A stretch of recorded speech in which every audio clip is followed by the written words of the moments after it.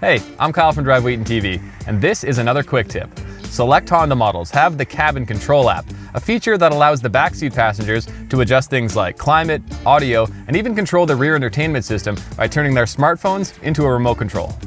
After you've downloaded the app, you need to make sure Cabin Control is turned on in your vehicle's infotainment center. To do that, go to Settings, Connections, and then Cabin Control. You also need to connect your phone to the vehicle's Wi-Fi. The network information can be found under Connection Information in the Cabin Control menu.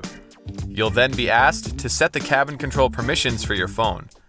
Once you're connected, you're ready to use the app. You can now take control of the front audio system, so you can change the input, station, or song, just not the volume. You also have the ability to add songs to and manage the social playlist. In fact, 7 different devices can be connected at once, so everyone can have their favorite songs on the list.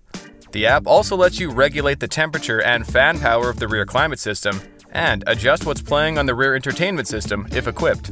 You can even be a co-pilot from the back seat and send new destinations to the navigation system while the vehicle is moving.